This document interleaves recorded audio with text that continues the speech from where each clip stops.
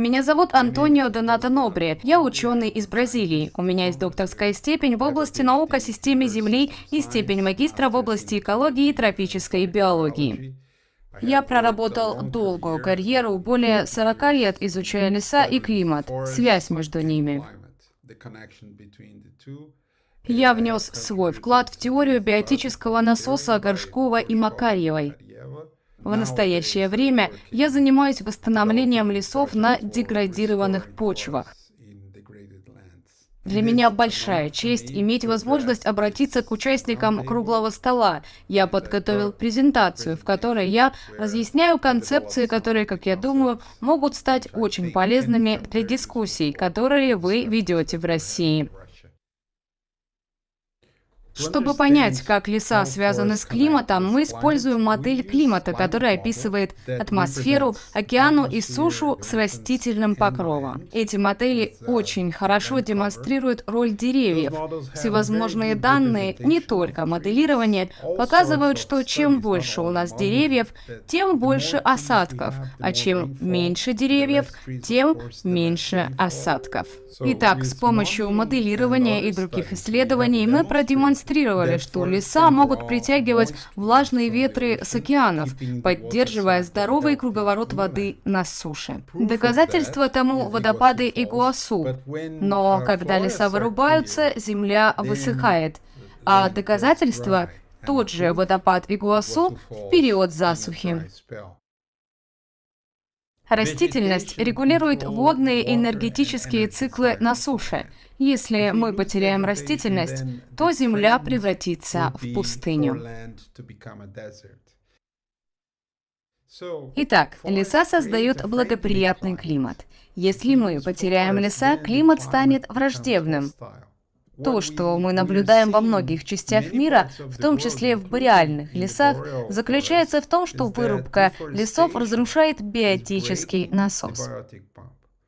В начале процесса обезлесения, когда у вас еще осталось много леса, система начинает терять устойчивость, и начинаются длительные засухи, чередующиеся с сильными дождями и наводнениями.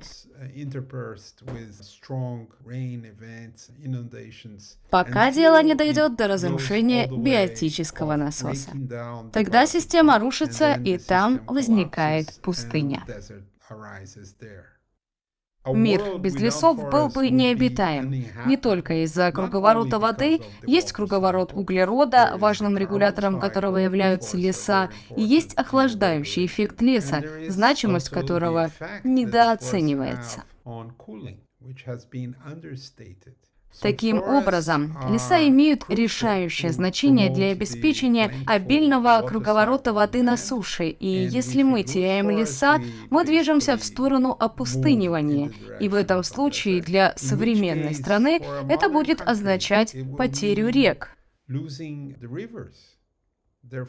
А значит, транспортных каналов, потерю воды для гидроплотин и, следовательно, ущерб для выработки электроэнергии, потерю воды для сельского хозяйства и городов.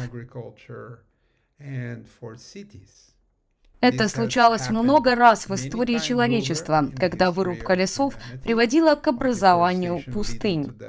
Наука сейчас документирует то, что происходит в одном из самых больших лесов Южной Америки, который высыхает. И в других частях мира происходит то же самое. Итак, в какое будущее мы собираемся входить? Есть возможность стремиться сохранить функциональные леса, особенно старовозрастные, но не только. А также есть возможность использовать естественные технологии для восстановления лесов не только в России, но и везде.